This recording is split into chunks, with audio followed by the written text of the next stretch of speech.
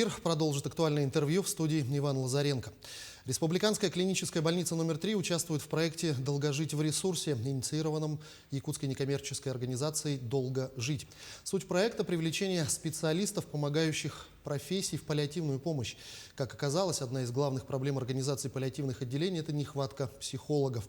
Как подготовить таких специалистов? С якутскими врачами делится опыт руководитель обучающих курсов, практикующий психолог Наталья Балацкая. Она сегодня гость нашей студии. Наталья Яковлевна, я вас приветствую. Здравствуйте. Здравствуйте. Давайте, наверное, начнем нашу беседу, чтобы зрителям было понятно, о чем вообще речь. Это в общих словах, что такое паллиативная помощь и кто в ней нуждается. Паллиативная помощь – это помощь людям, которые, собственно говоря, уже не могут продолжать какое-то лечение. Например, если говорить, например, об онкологических пациентах, да, то они уже не могут ни оперироваться, ни химиотерапия, ни лучевая терапия. Собственно говоря, паллиативная помощь занимается тем, что это адекватное обезболивание, симптоматическое лечение, сестринский уход и психологическая помощь. То есть мы сопровождаем вот этот вот финальный путь. Понятно, что у всех финальный путь разный, но все равно сопровождаем. Если говорить о других нозологиях, то это все-таки тоже, я бы сказала, качественная жизнь. Все-таки это симптоматика, это пожилые люди чаще всего, это люди с другими нозологиями. Но там, где люди не могут сами самостоятельно справляться, например, и нуждаются в посторонней помощи. Если так общими словами говорить. На ваш взгляд, во всех ли больницах должны быть такие отделения развернуты? Вы знаете, может быть, не так, чтобы прям отделения большие, но все-таки поговорить по районам, по городу, по области, они точно должны быть. И везде по-разному, конечно, исходя из нужд. У нас, например, стационарное отделение на 30 койко-мест, но помимо этого еще есть выездные службы, которые тоже помогают людям с паллиативным статусом на дому. И это тоже очень такая качественная помощь медицинская. Мы с вами в первую очередь говорим о психологической помощи. Расскажите, какие психологи должны работать в отделении паллиативной помощи и что должно входить в их обязанности? Конечно, в первую очередь это должно быть медицинское образование, то есть клинический медицинский психолог, а педагог-психолог здесь не подходит. Это первое. Для кого психолог здесь нужен? В первую очередь это для самого пациента. Второй момент – это родственники пациента, потому что иногда они психологически страдают гораздо больше, чем сам пациент. Потому что очень много табу, очень много о чем нельзя говорить, нельзя какие-то темы затрагивать. Иногда бывает даже табу на саму жизнь, на праздники. Как так? Человек болеет, нельзя праздновать, нельзя радоваться жизни и так далее. Но тем не менее жизнь продолжается, и поэтому здесь помогает психолог.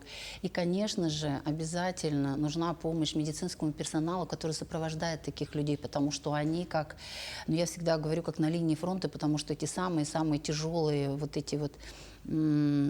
моменты они получают в свой адрес, да, потому что это же люди не только физически тяжелые, они же и психологически страдают, и негатива очень много. И поэтому, конечно, первые, кто получает все это, такие нагрузки, это медперсонал, который работает с пациентами в паллиативном статусе. Помимо того, что психолог – это вообще очень специфическое занятие, а паллиативный психолог – это специфическое вдвойне, мне кажется. Скажите, как ведется подготовка психологов для такой работы, и может ли, вы упомянули клинический психолог, переучиться любой психолог, желающий стать специалистом паллиативного отделения, и в силу специфики все-таки всем ли подходит такая работа, кроме желания, какими еще качествами должен обладать человек? Да, спасибо, хорошие вопросы задаете. На самом деле, действительно, во-первых, это может быть человек с базовым образованием психологии, неважно, педагогическая психология, общая, социальная и так далее, но все-таки переподготовка должна быть в медицинском университете, в медицинском институте, где есть клиническая психология, медицинская именно. Если говорить о качествах, то, конечно, это должно быть желание самого человека и человек, который готов быть сам постоянно, самостоятельно, быть ресурсом, отслеживать себя, следить за тем, чтобы самому не выгорать, а не так, что в бой, с оружием в бой всегда, да. То есть должен понимать, уметь сохранять свои границы, наверное, эти качества личностные. Где обучаться? В медицинском я говорила, где обучаться, а именно паллиативная помощь Она у нас только-только начала развиваться в России, ее не так много и не во всех, я думаю, областях еще есть. Я, например, обучалась чисто вот на практике, я приезжала в Москву и обучалась в фонд «Вера», есть там у них первый хоспис, и я прям приезжала и смотрела, как люди работают, что они делают, чем они занимаются, о чем говорят и так далее. И, собственно говоря, вот свой собственный опыт, конечно, сейчас, и делюсь сейчас с коллегами здесь у вас в Якутске.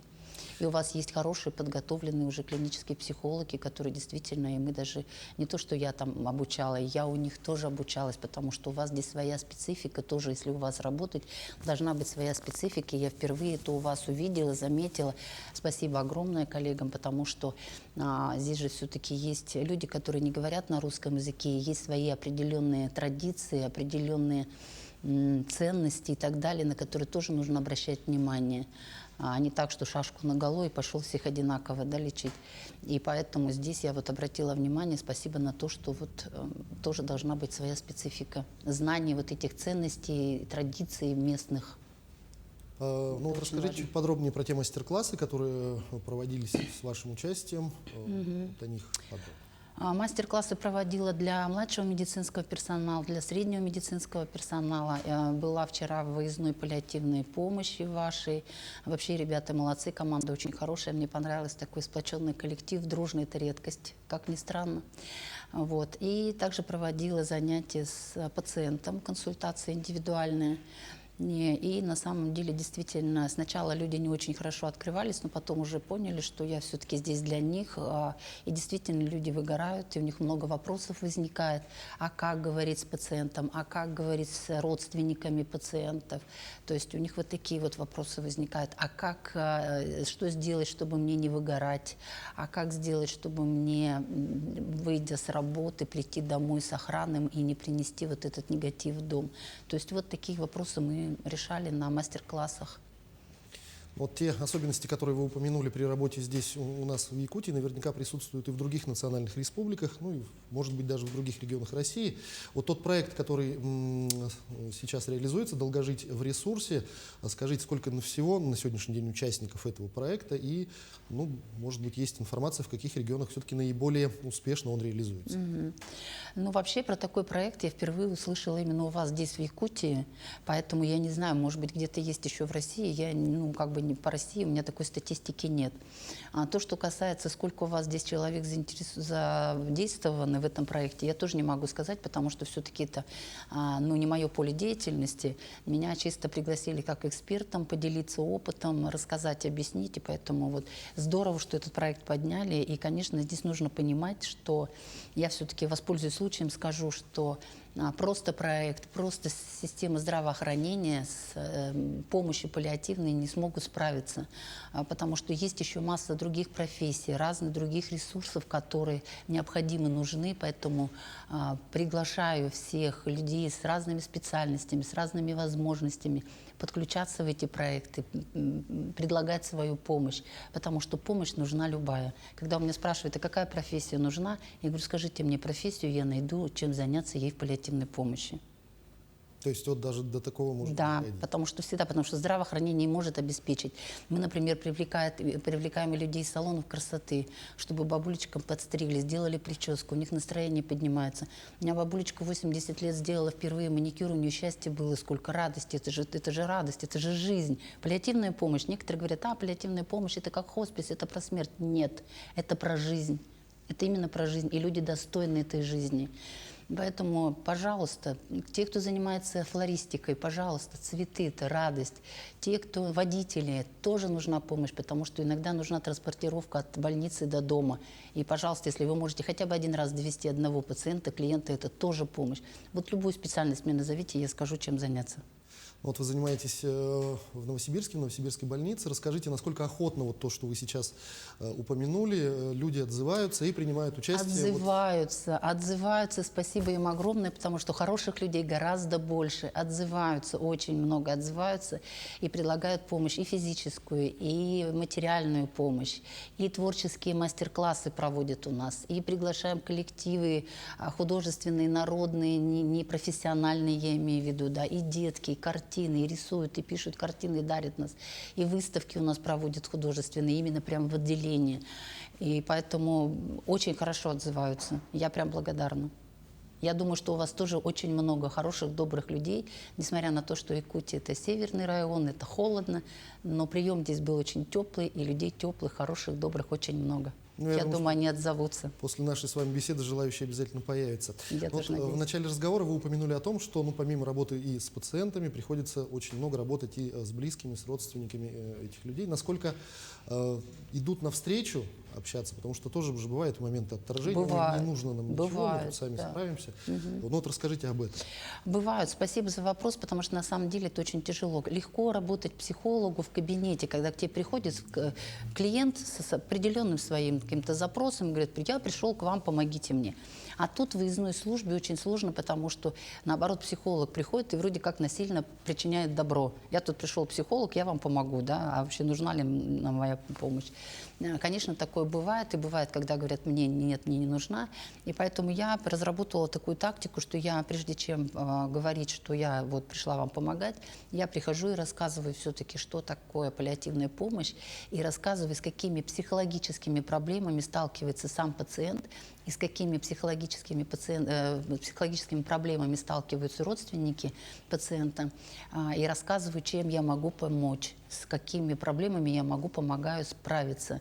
И тогда люди уже сначала просто знакомлюсь, я прямо озвучиваю, говорю: я пришла с вами просто познакомиться. И поэтому, когда знакомлюсь, они иногда уже там, иногда некоторые говорят, что все, мне нужна ваша помощь. А некоторые говорят: да, мы подумаем, спасибо. Ну и плюс, конечно, мы озвучиваем, что мы еще помогаем социально, потому что разные дополнительные средства по уходу и так далее, это вот как раз наш город с благотворителями, с волонтерами, они как раз этому помогают. И мы через нас, то есть это связующая ниточка, которая помогает пациентам.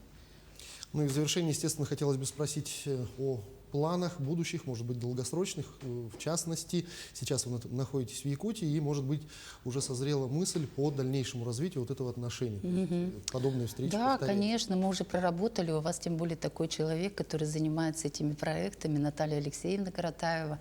А у нее столько много идей, проектов, и она меня просто так, конечно, не отпустит. И мы уже договариваемся о том, что мы, во-первых, будем сотрудничать онлайн, по крайней мере, проводить какие-то занятия для медперсонала, то есть занятия профилактика синдрома эмоционального выгорания. Какие-то сложные, может быть, вопросы мы можем еще обсуждать в плане консилиума, каких-то коллегиальных таких вопросов, да. Ну и тоже есть приглашение от вас уже на следующее, на будущее, в будущем, там, может быть, в году. Ну, сейчас планы особо не строим, но предполагаем. Ну, тогда будем рады видеть вас здесь у нас в студии. Спасибо большое. Да, спасибо. Наталья Яковлевна, я с вами прощаюсь. Спасибо за беседу. Спасибо. Это была программа «Актуальное интервью». Гостем нашей студии была руководитель обучающих курсов, практикующий психолог Наталья Балацкая. Я с вами прощаюсь. До встречи в эфире.